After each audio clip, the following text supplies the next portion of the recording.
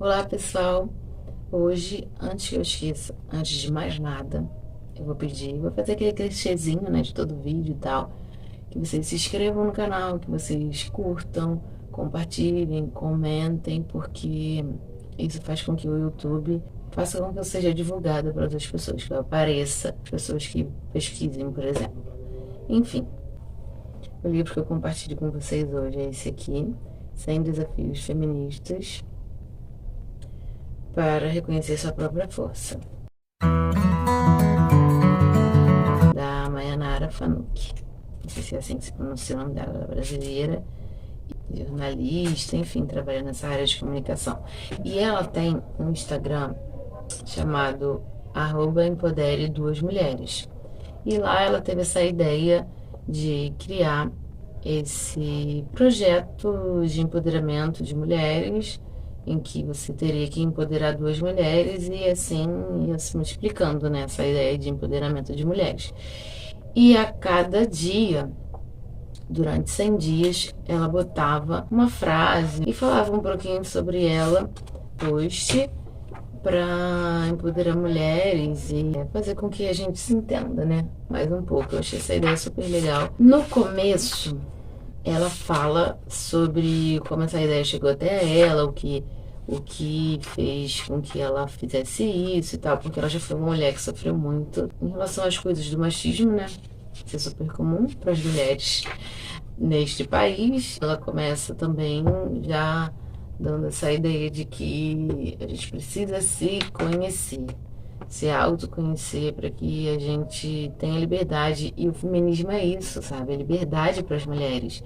Não é mulher que odeia homem, não é mulher que não quer que ninguém engravide, que exista família, que não use maquiagem, que sejam pessoas desleixadas e relaxadas e sujas e não sei o quê.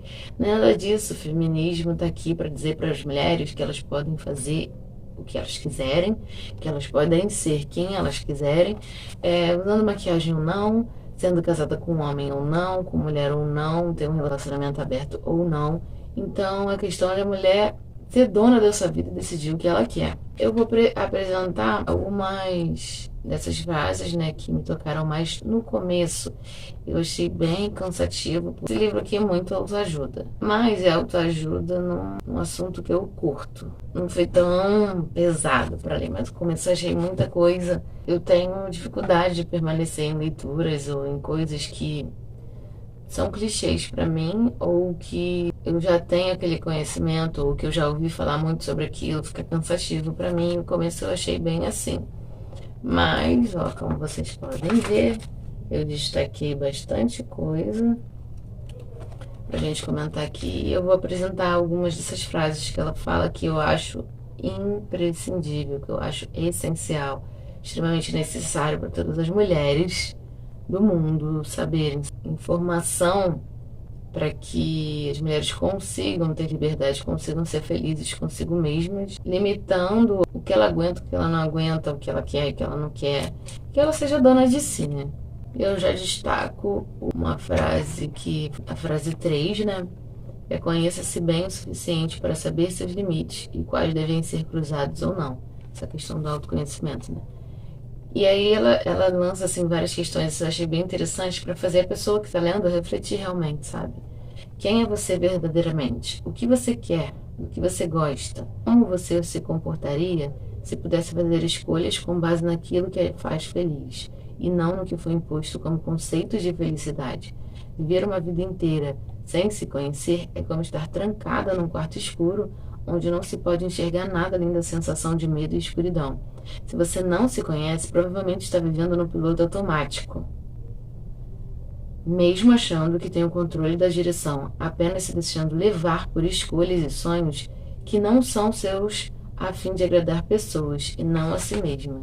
Isso é uma coisa muito comum entre as mulheres. O processo de autoconhecimento também ajuda a entender o que você não é, mas que pode estar manifestando de alguma forma por algum motivo específico. Quando estou lidando com as minhas inseguranças, por exemplo, tento analisar de uma forma mais ampla e me enxergar de fora da situação. Será que eu sou insegura ou estou insegura? Em que momentos esse sentimento se manifesta em mim e quais são os seus gatilhos? O que posso fazer para trabalhar isso dentro de mim? Que tipo de situações devo evitar para que isso não aconteça novamente? E ela fecha essa frase com a seguinte ponderação, né? Desafiar-se é diferente de desrespeitar-se. E isso é muito sério, porque a gente está se colocando o tempo todo num lugar que não nos cabe e geralmente para agradar alguém, para provar alguma coisa pra gente que não foi imposta, sabe? Isso é muito malvado com a gente mesmo, muito pesado pra gente. Ela já começa fazendo a gente perceber que a gente precisa questionar tudo que a gente faz e tudo que a gente sente para racionalizar de uma certa forma a situação que a gente está vivendo, se a gente está se limitando, se a gente está aceitando coisas demais que não deve. Então, esse é um exercício que ela vai fazendo a gente fazer ao longo do livro todo. E aí, o 8 é: seja gentil consigo mesma, assim como você é com as outras pessoas. Uma coisa também que eu achei incrível desse livro é que coisas que eu acho que só eu sou, que só eu faço, não é real. Isso é muito mais comum do que eu imagino entre as mulheres, sabe? E ela também fala mais pra frente o quanto é importante a gente conversar, a gente falar dos nossos problemas, a gente expor as coisas que a gente vive, as nossas inseguranças, os nossos medos, porque às vezes uma pessoa está passando a mesma coisa, ou já passou por isso e sabe lidar super bem, e consegue te dar um conselho legal, sabe? Consegue te dizer o que fazer, ou como você deve proceder, como te faria enxergar o que seria melhor para você fazer naquele momento diante daquela situação. Então, compartilhar é sempre essencial. Não preciso necessariamente dizer tudo o que penso, já que os meus pensamentos podem machucar ou ofender alguém. Não porque eles sejam cruéis, mas porque não pode ser o que a pessoa quer ou precisa ouvir naquele momento. Vale lembrar que nem sempre o que gostaríamos de ouvir é o que os outros também gostariam. Então não adianta muito se basear no lema "diga para os outros o que você gostaria de ouvir". E aqui é uma crítica, né? A questão de estar sempre se questionando o que a gente faria com o outro, que consequências isso traria. Nem sempre o que eu quero que faça comigo é o que a pessoa gostaria que fizesse com ela. Então é questão de você observar a pessoa, ver como ela gostaria de ser tratada, sabe? Isso é muito individual. Por exemplo, eu amo receber livros de presente. Aí uma pessoa que quer me presentear, ela odeia. Aí ela me dá uma coisa que eu não gosto porque ela vai me dar o que ela gostaria de receber. Eu não vou estar feliz recebendo um presente que, sei lá, se ela me desse flores, que eu detesto. Prefiro mil vezes receber livros. Esse é só um exemplo, sabe, de como você precisa tratar o outro, não se baseando em si, mas observando realmente quem o outro é. 9. Aceite elogios. Essa é uma coisa muito mais comum também do que eu imaginava. Que a gente não foi ensinada a receber, muito pelo contrário, a gente foi ensinada a não aceitá-los. Nos ensinaram que essa é uma atitude rude e assim nos vemos automaticamente nos diminuindo para não parecer que estamos aceitando essas palavras dos outros. Ou seja, se você se acha, se você está aceitando elogios demais, você é prepotente. Elogio não deve ser visto como caridade. Se você não sabe receber um elogio, simplesmente respire fundo e diga obrigada, porque já vai ser muito melhor do que tentar convencer a outra pessoa de que ela está errada ou louca de enxergar coisas boas em você. Isso é muito comum. O 11, não ignore seus sentimentos e procure entendê-los, porque eles importam muito. Acreditava, ela falando dela, né, que era apenas um ato de reclamar das coisas, quando na verdade ia muito além do que simples desconforto ou reclamação, já que é carregado de sentido e significado que muitos deturpam, já que sobretudo as mulheres precisam naturalmente lidar com seus próprios problemas e ainda dar conta das questões dos outros. Hoje, sei que falar de meus sentimentos, sejam eles bons ou ruins, não deve ser visto com pesar ou culpa, mas sim como um ato de resistência psicológica. Numa sociedade em que mulheres são ensinadas a se calar e expressar seus sentimentos, problemas e inseguranças, torna-se uma batalha na qual eu luto por mim mesma. Falar sobre mim é como defender minha própria voz e não mais me esconder ou culpar. É gritar para o mundo que eu existo, que eu sou importante e mais, é reforçar isso para mim mesma. Achei incrível. Porque eu também era uma pessoa que não falava sobre meus problemas, não falava sobre mim, porque eu achava que a pessoa não ia resolver, entendeu? Então, para que falar? Ser mais um problema. Trazer uma coisa para a pessoa que ela não precisa sentir. E a frase do dia 25 foi: melhore sua relação com comida. Como falar sobre mulheres, sobre empoderamento feminino e não falar sobre corpo, não falar sobre alimentação, né? Isso é uma pressão muito grande sobre nós. Ela cita Naomi Wolf, que escreveu O Mito da Beleza, que é um livro super famoso, muito incrível, já li. É muito bom esse livro. Ele faz a gente enxergar coisas que a gente reproduz cotidianamente. A gente não vê sentido naquilo e a gente entende porque certas coisas se dão de certa forma. E eu adoro livros assim. Ela cita o que a escritora disse, né?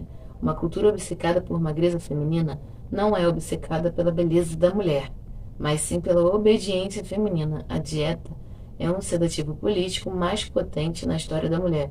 Uma população levemente louca é uma população dócil. Esse livro, ela fala que a indústria da beleza, o capitalismo, ele não quer parar. Isso é uma teoria da conspiração. Mas quando o autor vai destrinchando essas coisas, você vê que não é, sabe? Você vê que tudo faz sentido, que nada é neutro e as coisas são intencionais, de fato.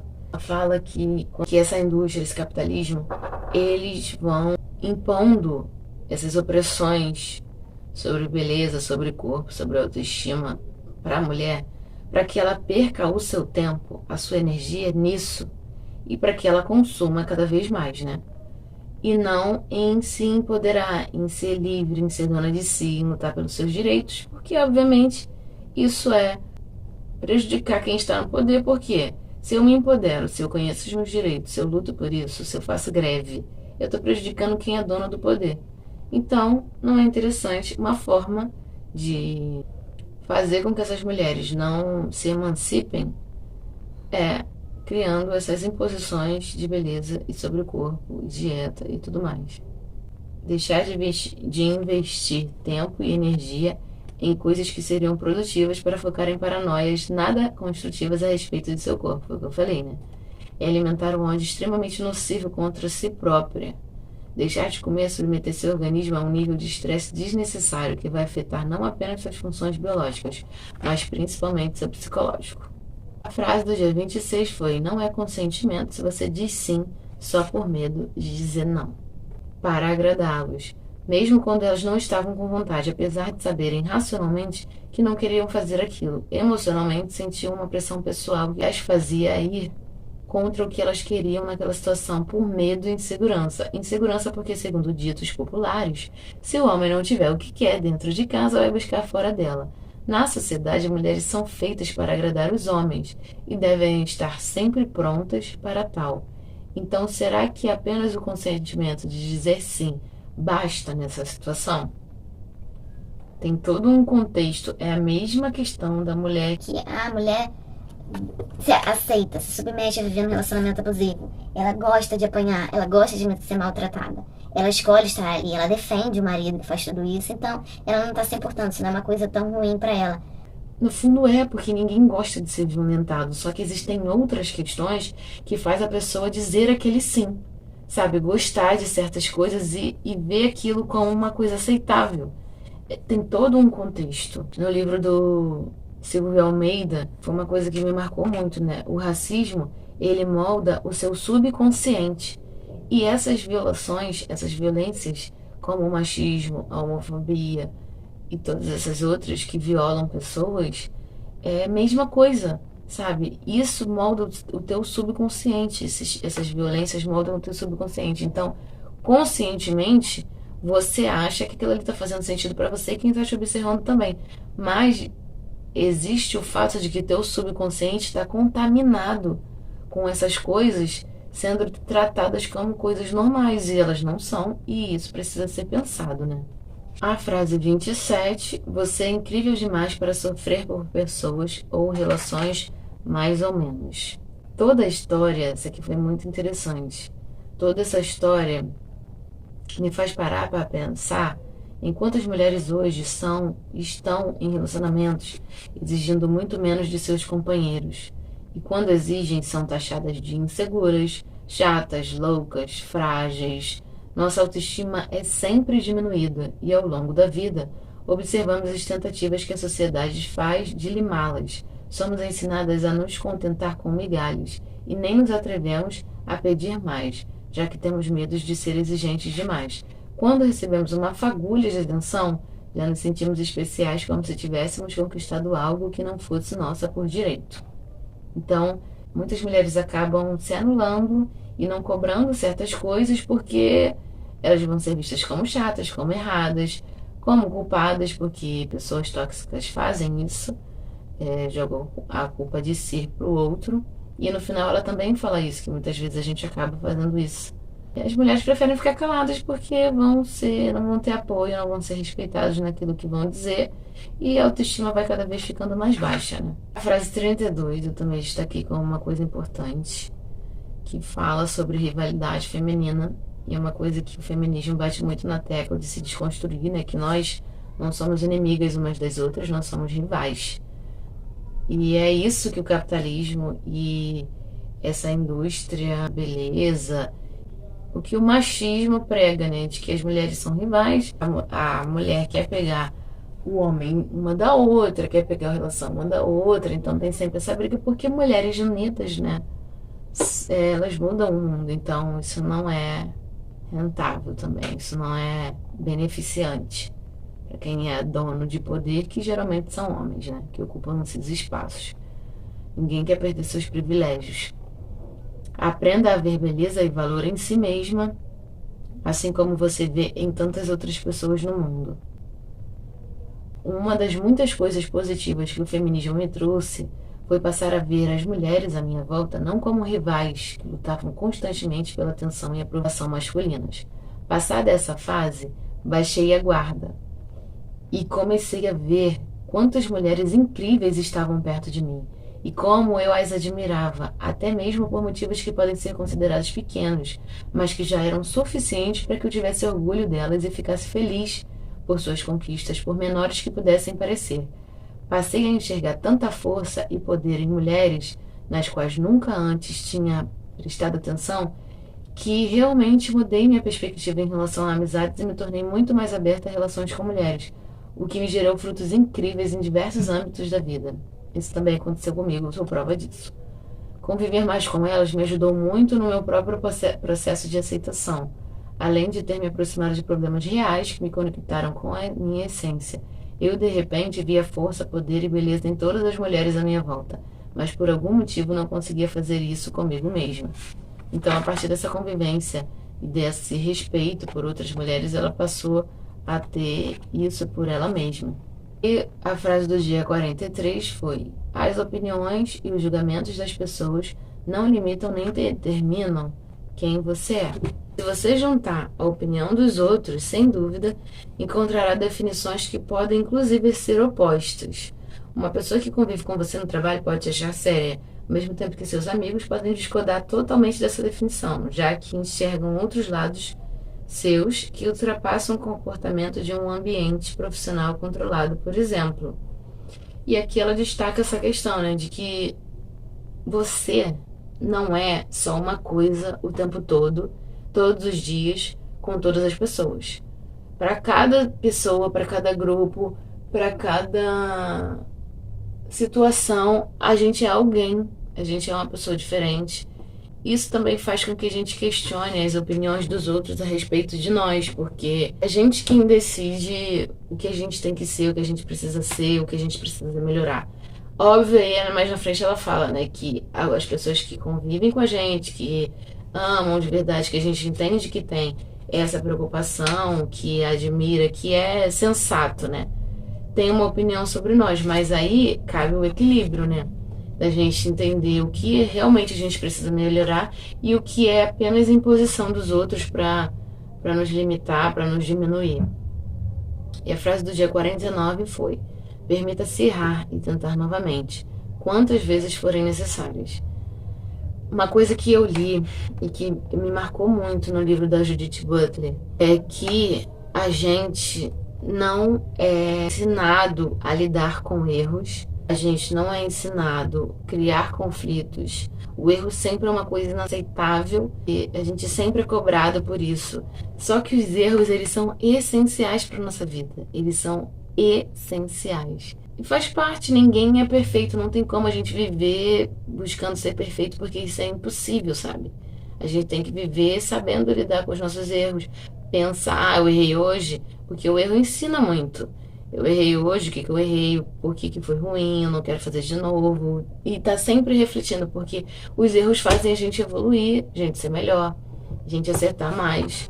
Então, é tratar o erro como algo a nosso favor e não contra nós, sabe?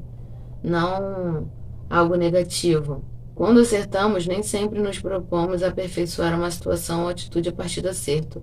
Com os erros, ao invés de dizer me arrependo de ter feito, diga com isso aprendi que. É uma forma de lidar melhor com os nossos erros, né? O dia 56 foi: você não precisa dar conta de tudo, não carregue o mundo nas costas e não se leve tão a sério. Aquela coisa da cobrança cotidiana, né? A gente sofre, que a gente faz com os outros e muito mais com a gente. Fuja dessa ideia de que é sua responsabilidade consertar o mundo. É claro que devemos sempre fazer a nossa parte e o que está ao nosso alcance para ajudar o próximo, a nossa comunidade e o planeta como um todo, mas eu estou falando em um nível mais subliminar. Você, mulher, não tem que dar conta de tudo porque não é sua obrigação cuidar do mundo. Você não é culpada pelas atitudes e pelos erros dos outros. E você não é um fracasso por não dar conta de tudo. Quando a gente para ler isso, parece uma coisa tão pesada, tão injusta. Mas é isso que a gente faz o tempo todo com a gente. E realmente, apesar de injusto, a gente não tem que se responsabilizar pelas atitudes dos outros. A gente não tem que esperar que os outros façam o que a gente acha que é certo, que acha que vai ser melhor para ela, e a pessoa não quer, mas a gente acha que tem que ser e se frustra com a atitude que o outro deveria tomar em relação a si, que a gente não consegue dar conta, sabe? A gente se cobra por coisas que não nos cabem. Então, isso é importante, a gente precisa superar isso. A frase 62 é: trate seu corpo com carinho e dedique-se a ele. E aí ela fala que hoje ela procura pensar que não tem um corpo, que ela é um corpo. A ideia de ter algo pode ser associada a uma coisa que pode ser facilmente trocada ou substituída. Mas eu sou este corpo com toda a minha história e características genéticas. Eu sou as pernas da minha mãe e a boca do meu pai. Sou minhas mãos que escrevem e os meus olhos que enxergam. Eu achei interessante isso, porque são certas palavras que mudam completamente o sentido que a gente dá para as coisas. Então, a gente dizer que é um corpo e dizer que tem faz muita diferença. 63. Fortaleça a sua rede de mulheres para que pare de vê-las como adversária. E aí ela trata mais profundamente a questão da rivalidade feminina. Uma das coisas que o feminismo me mostrou foi a ideia de que a competição entre mulheres se apoia basicamente na disputa pela atenção masculina. Muitas competem entre si por beleza ou brigam para merecer a atenção dos outros, já que a sociedade nos fala o tempo todo que nunca seremos boas o suficiente, que temos sempre que conquistar carinho, afeto, atenção e reconhecimento. Também nos é ensinado que a beleza da outra faz com que a nossa seja automaticamente anulada, simplesmente pelo fato de sermos diferentes. Existe também a necessidade constantemente alimentada de que precisamos nos sentir desejados, pois só assim seremos valorizadas e faremos valer a nossa existência no mundo. Não, a beleza da outra não exclui a sua. Não, você não precisa conquistar a atenção dos outros ou implorar por ela. E não, as mulheres não querem sempre o seu mal. Amizades femininas podem te levar a lugares aos quais você nunca imaginou chegar antes. Fortaleça sua rede de mulheres, esteja disposta a ouvir histórias diferentes da sua e veja como você pode ser ativa em ajudar outras mulheres. Por exemplo, abrindo espaço no mercado de trabalho ou estando disponível para ajudar uma mãe solo. Manter essa relação positiva com outras mulheres vai te apresentar novas ideias, novas vivências e também mudar sua relação consigo mesma, como um espelho, como eu já tinha apresentado antes, né? 67. Vulnerabilidade não é necessariamente sinal de fraqueza. Coisas que a gente se impõe muito também cotidianamente. Aprendi que falar de vulnerabilidades me aproxima de mim mesma e não do que esperam de mim. Também compreendi que posso ser uma mulher incrível e forte, mesmo tendo momentos vulneráveis, e isso não anula o fato de que posso continuar sendo inspiradora. Não preciso ser forte o tempo todo, porque não devo isso ao mundo. Eu sou humana e isso não me torna fraca. 68. Descubra o seu prazer.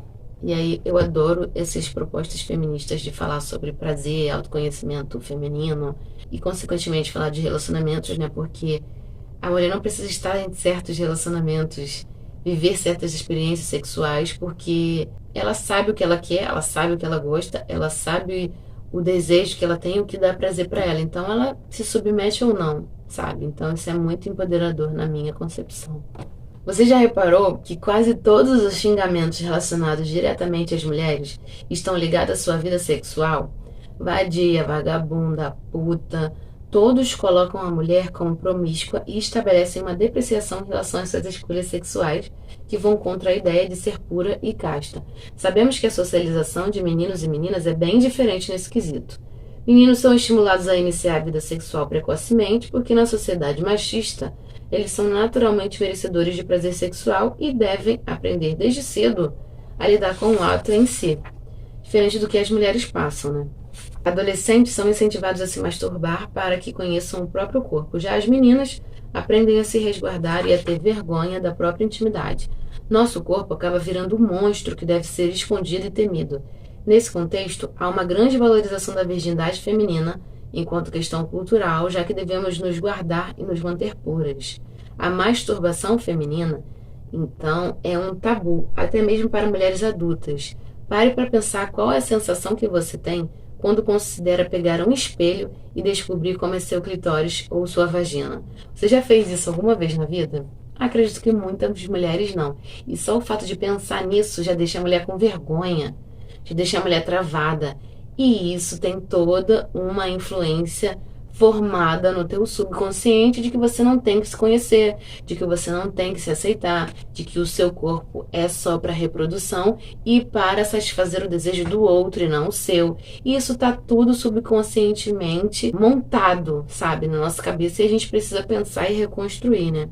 Como uma mulher adulta que não aprendeu que pode explorar o seu corpo e se sente culpada por isso, vai conseguir se dar prazer? Obviamente que não, né?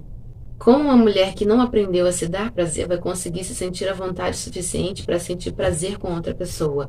Como ela vai saber do que gosta se não experimentou o prazer? Em geral, o homem busca o prazer sexual, enquanto a mulher aprendeu a associar sexo com amor, relacionamento e envolvimento emocional. O que muda completamente a concepção que as pessoas têm, que homens têm a respeito do sexo e que mulheres têm a respeito do sexo. Aí as pessoas vão falar: ah, mas homem tem o instinto sexual. O homem é assim, só quer gozar. A mulher não, a mulher tem amor, tem sentimento, a mulher procura prazer e tal. Isso não é nada instintivo. Ninguém nasce com isso. Homem não nasce com essa maluquice de querer fazer sexo e de ser o gostosão sempre. Isso aí é construído socialmente. Isso é construído socialmente. O homem não nasce com instinto sexual e parecendo um bicho como eles são. Ele não nasce com isso. Isso não é instinto masculino. Isso é construído socialmente. E as pessoas precisam botar isso na cabeça de uma vez por todas. E outra coisa, acontecem ainda casos de relações sexuais casuais em que mulheres acabam não sentindo prazer porque o homem acredita que o sexo deve ser apenas realizado através da penetração. E elas acabam não falando nada para não chatear o parceiro.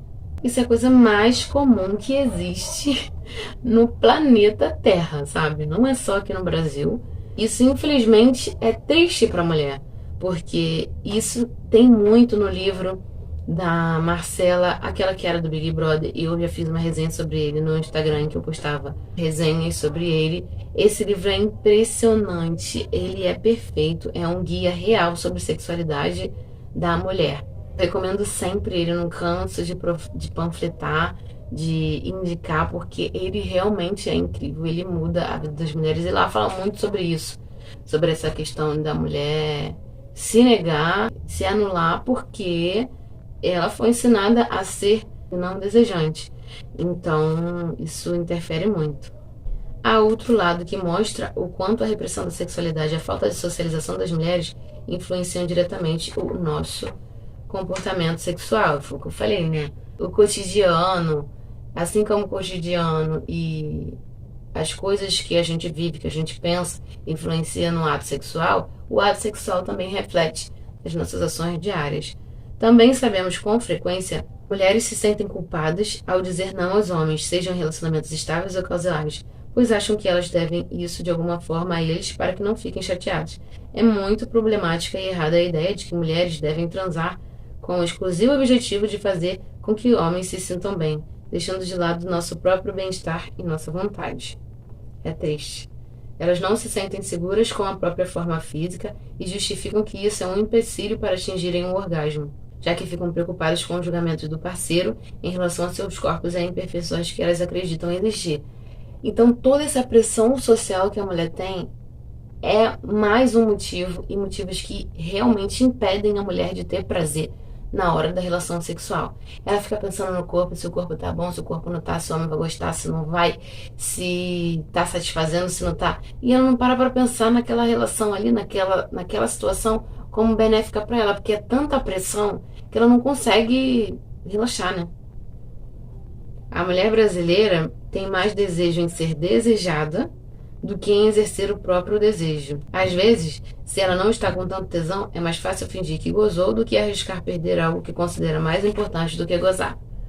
É, Brasil, isso precisa mudar, pelo amor de Deus. Aí ela fala sobre autoconhecimento feminino, que também tem muito no livro da Marcela, que foi do dia 69, Conheça Melhor o Seu Corpo e Todos os Seus Ciclos. Não nos ensinam que não devemos ter vergonha de falar sobre o nosso corpo.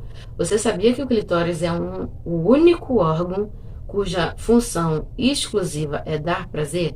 São mais de 8.000 terminações nervosas ali, única e exclusivamente para o nosso prazer. A Marcela explica muito melhor sobre isso, ela dá detalhes sobre essa anatomia feminina. Aí ela fala sobre menstruação, sobre pílula anticoncepcional. Ela critica, né, esse uso dessa imposição da pílula para as mulheres, tanto na questão de evitar crianças, né, filhos, quanto na questão de tratar de questões hormonais. E aí os próprios médicos não te dão muita opção, sabe? Eles já vão logo jogando a pílula anticoncepcional, só que a pílula anticoncepcional traz muitas consequências negativas para o corpo da mulher. Falar de hormônio é falar de corpo, de influência física, mas muito mais intenso falar de alterações psicológicas, de temperamento. Então, isso é muito importante que as mulheres entendam que tem a opção, sabe, de usar pílula ou não, que existem outros métodos, tanto para cura de doenças, para formas de tratamento, quanto para evitar filhos, né? 72. Aprenda a dizer não quando você quiser, sem se sentir culpada por isso. Falar não é necessariamente egoísmo. Falar não é se respeitar também. É estabelecer seus limites pessoais e deixar isso claro para o outro. Faça o exercício de começar a falar não, sem se sentir culpada por isso.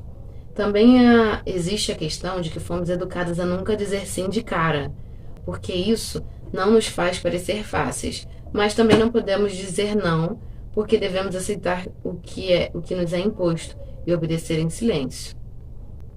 Além disso, é educado a aceitar o que os outros querem, mesmo que o desejo do outro passe por cima de nós. Dá para perceber que não existe resposta certa para tudo? A violação é tão grande que a gente é ensinada a não dizer sim de cara, mas também a não dizer não, porque a gente foi ensinada a sempre estar a agradar os outros, a se moldar pelo outro, a viver em função do outro, o que é super cruel, né?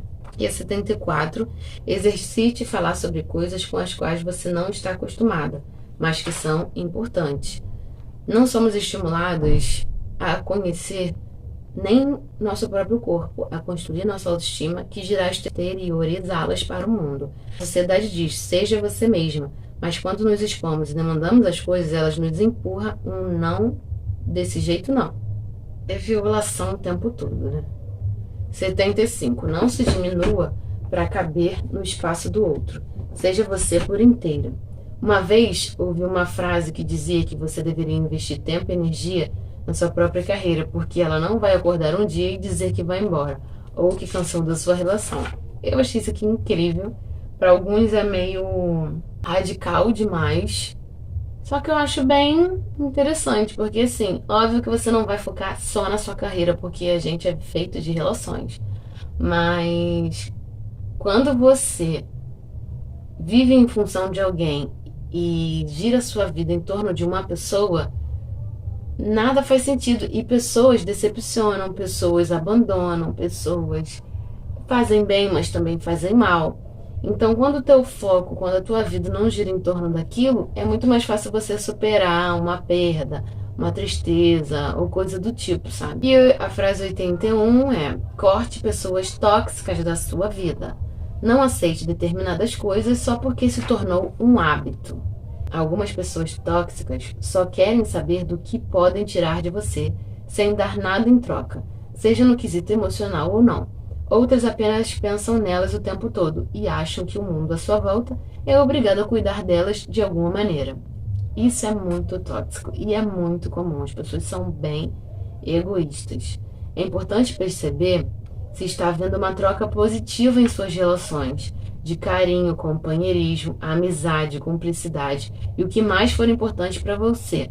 Ou se você, de alguma maneira, está se sentindo usada, como se a outra pessoa estivesse se aproveitando da sua atenção para descarregar em você todos os problemas e negatividades dela. Você não merece vivenciar relações em que a pessoa a puxa para baixo ou a deixam desconfortável. 84. Troca experiências pessoais. Você pode se surpreender muito positivamente. Ela sempre está enfatizando essa questão, né? Vocês podem perceber. Quando você se propõe a conhecer mais profundamente as pessoas, abre espaço para oferecer ajuda a quem você nem imaginava que poderia precisar. Da mesma forma, quando você se abre com alguém, pode perceber a ajuda de maneira inesperada também. E essa troca de empatia é maravilhosa e deve ser estimulada sempre. Frase 91. Não romantize pessoas que machucam você. O amor não deve doer. Isso é muito importante. Não romantizar pessoas que machucam, não romantizar violência, não romantizar abuso, ciúme doentio, pessoa que é psicopata, que te trava, que te pune, que te culpa. Isso não é amor. E as pessoas não conseguem enxergar isso. Precisamos parar de ensinar meninas que o carinho pode vir por meio de agressões verbais, porque isso ajuda a normalizar um processo que enfrentamos a vida toda. Achar que merecemos o tratamento que recebemos porque fizemos algo que desencadeou aquela ação do outro. Questão da culpa, né? Que é sempre jogada sobre nós. Ou que, na verdade, precisamos continuar dentro daquela relação porque a pessoa que nos faz mal, na verdade, quer nosso bem. A pessoa que quer nosso bem vai fazer o bem. Ponto. Ninguém que gosta de nós de verdade faria algo para nos magoar, principalmente a partir do momento que descobre que gera essa negatividade em nós. E não existe isso, cara. Se você fala pra pessoa, isso me faz mal, e a pessoa continua fazendo aquilo, isso não é amor. Isso a pessoa está escolhendo ser tóxica, violenta, fazer maldade. Nós mulheres fomos socializadas para esperar pela pessoa perfeita.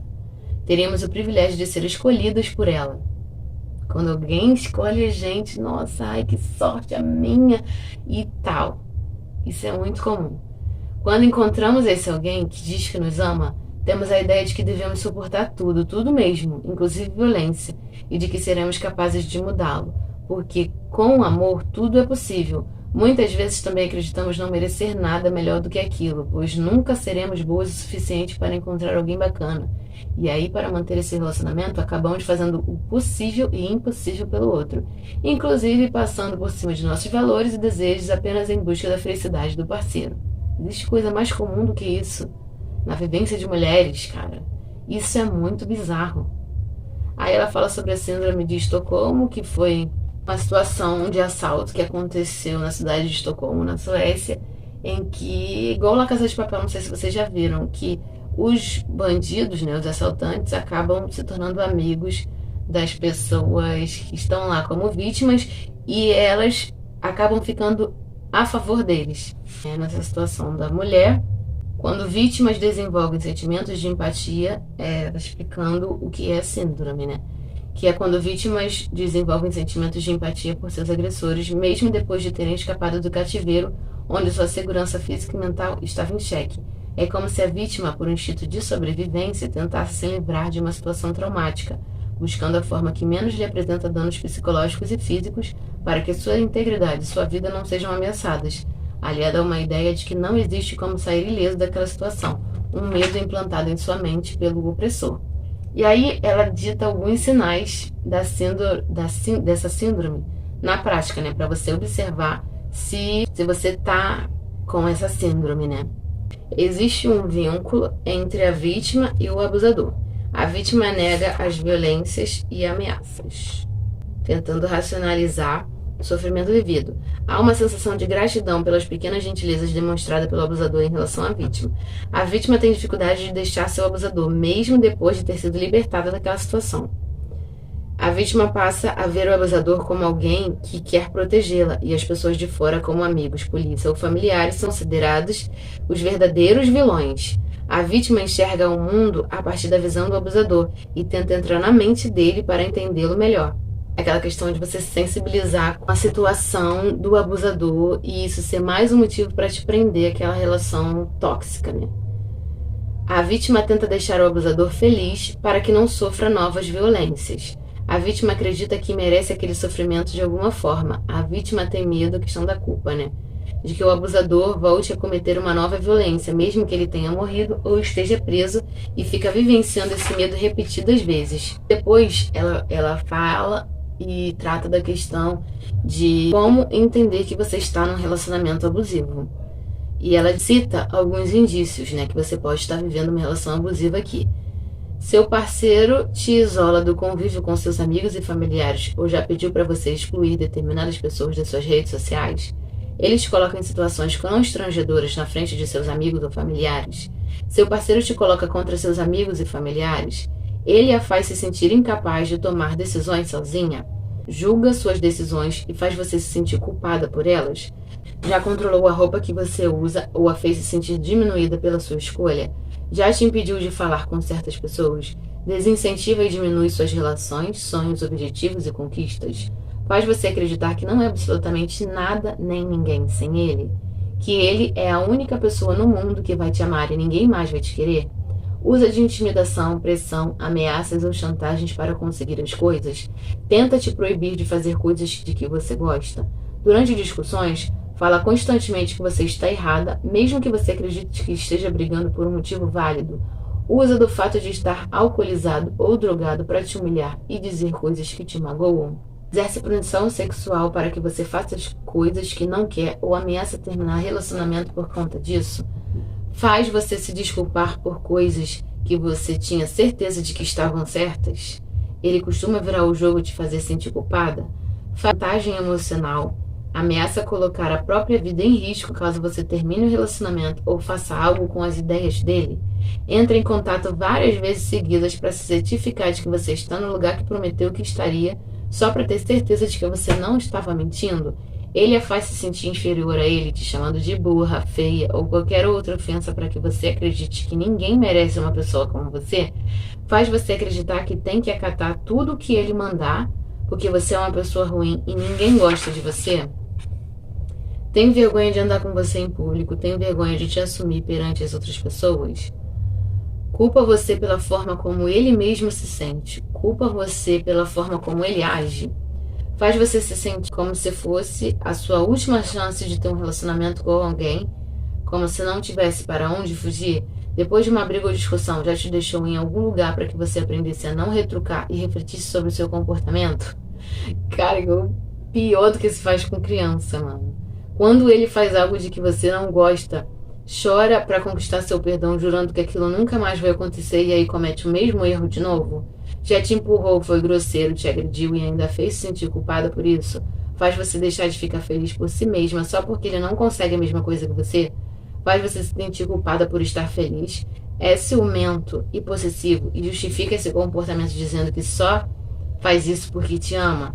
Faz você se sentir tratada como um objeto, como se pertencesse a ele. Está sempre criticando algo em você. seja seu cabelo, suas roupas ou suas ideias e decisões, tem pavio curto, explode com facilidade e no fim a faz se sentir culpada por tê-lo feito explodir, está sempre culpando os outros porque de alguma forma se sente injustiçado pelas atitudes alheias, nunca sendo o culpado por nada. Pune você por causa de atitudes suas, de que ele não gosta, deixa de ter contato emocional, físico ou sexual com você por causa disso, faz você questionar sua própria sanidade mental a ponto de pensar que você pode estar ficando louca ou que está exagerando. E aí ela cita algumas perguntas importantes para que você se faça, né? Você pede desculpas pelo comportamento de seu parceiro para outras pessoas? Isso é muito comum. E eu sempre achei isso um absurdo, mesmo que eu não entendia sobre essas coisas. Seus familiares e amigos dizem que antes do relacionamento você parecia um girassol radiante e que depois dele você ficou parecendo uma flor murcha. Você sempre faz o que a outra pessoa quer que você faça, ao invés de fazer o que verdadeiramente quer fazer. Você evita fazer coisas para não deixar seu parceiro com raiva ou evitar brigas. Acredita piamente que poderia fazer algo para mudar a outra pessoa se você mudasse a si mesma primeiro? Você está com medo de terminar o relacionamento porque acha que ninguém mais vai te amar como seu parceiro te ama? Você se sente pressionado a continuar nessa relação por causa de um julgamento externo das pessoas e fica se perguntando o que elas vão pensar de mim se eu fizer isso? Ela apresenta as 4 fases, né, da violência, que a primeira é aquela coisa perfeita, linda e maravilhosa, o relacionamento dos sonhos. A segunda fase é a tensão que vai aumentando, qualquer coisa é motivo para discussão, para humilhação, para briga e tudo mais. A terceira fase é esse tipo de coisa ser colocado em prática, quando a violência se concretiza e o abusador passa a controlar a vítima através do medo. E a quarta fase é a fase da reconciliação, que a vítima se arrepende, diz que nunca mais vai fazer e faz promessas para melhorar. E aí você volta para a primeira fase, que é o relacionamento tá lindo, perfeito, ele tá tentando melhorar, ele tá mudando e volta tudo novamente. Começam os pequenos atritos, umas briguinhas aqui, outras ali, uma jogação de coisa na cara ali, outra aqui. E aí a violência de fato e depois o arrependimento, vou mudar, as promessas. Ela destaca para você observar se o seu parceiro ou a parceira também, né, está tendo comportamentos abusivos de maneira velada, ou seja, não está tão claro como essas outras coisas que eu citei anteriormente, né? Ele diz que você é empoderado demais para ele e que sua independência assusta os homens. Isso é uma forma de uma violência psicológica. Ele dizer que você é maravilhosa demais, ele se fazer de coitado, né? Tentar impedir que você faça o que quer. Fala, não namoro mina que. Aí você insira alguma ação aqui, por exemplo. Não namoro mina que anda de vestido curto, não namoro mina que é feminista, que anda com os amigos homens, que vai sozinha a festas.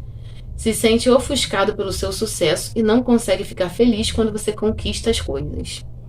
Perde o interesse por você quando você se coloca em primeiro lugar e faz se sentir culpada por isso.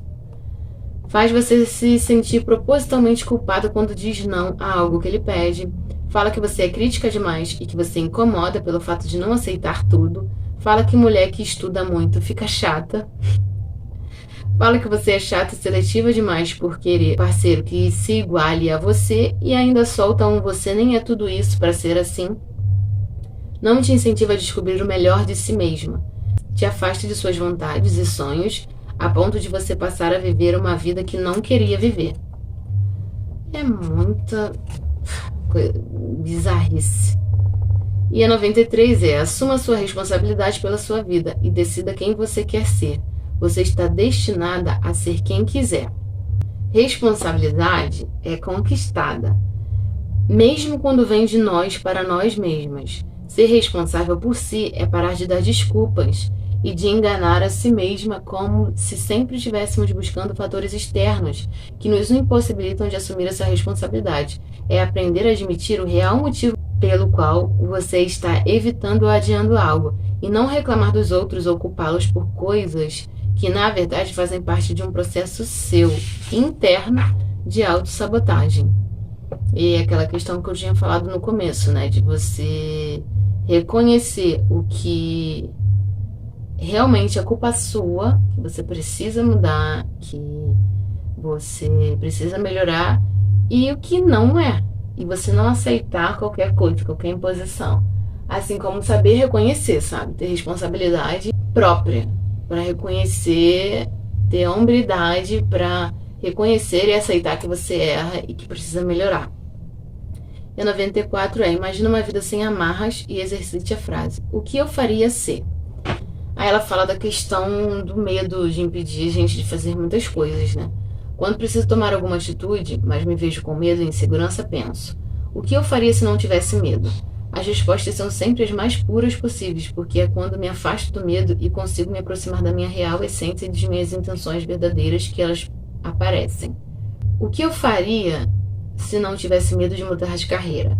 Eu diria para essa pessoa se não tivesse medo dela ir embora. O que eu faria no meu relacionamento hoje se deixasse de lado os meus traumas com relacionamentos passados? O que eu faria se soubesse que ninguém iria me julgar? Pare e pense como seria sua versão sem medo ou cobranças. As respostas existem todas dentro de você. E 96, ouça pessoas que pensam diferente de você e esteja sempre aberto a aprender coisas novas. Quando você se propõe a sair de algumas bolhas em que está inserida, começa a ouvir novas opiniões e perspectivas sobre assuntos que já conhece, mas que podem te fazer enxergar novas dimensões e realidades, inclusive ajudá-las a encontrar soluções em que nunca tinha pensado antes. Então, a interação, o conhecimento sobre assuntos, sobre outros assuntos, sobre outras pessoas, sobre grupos que pensam diferente daquele teu grupinho ali, que pensam diferente da bolha que você criou para se proteger, sei lá, de qualquer forma, esteja aberto para ouvir sobre tudo, porque isso faz você abrir sua visão, né? E a última frase que eu pontuei como essencial para que mulheres se empoderem foi a do dia 98, que é: esteja com pessoas que são responsáveis emocionalmente em relação a sentimentos. Precisamos de pessoas que se importam com os nossos sentimentos, não necessariamente concordando conosco o tempo todo, que são coisas diferentes, mas nos respeitando de alguma forma. Pode parecer um pouco vago, mas tente pensar nas suas relações e em como você se sente dentro delas. Em diversas situações, já senti que eu era parte interessada em estabelecer laços ou me comprometer com alguém. E isso acabou me machucando, porque tirei expectativas irreais a respeito dessas relações. É claro que é importante ter empatia e perceber quando o outro lado simplesmente está passando por dificuldades, sem ter a menor condições de te oferecer nada, mas vale ficar atenta a relações que estão apenas dispostas a cobrar, sem nunca estarem dispostas para trocar. A troca, afinal, é que dá sentido às relações, né? Faz uma indicações de leituras aqui no final, de livros incríveis, que eu já li a maioria aqui, da Rupi Kaur, que é uma poeta, Clarice Lispector, Angela Davis, Naomi Wolf, Margaret Atwood, Chimamanda, Simone de Beauvoir, enfim, Virginia Woolf.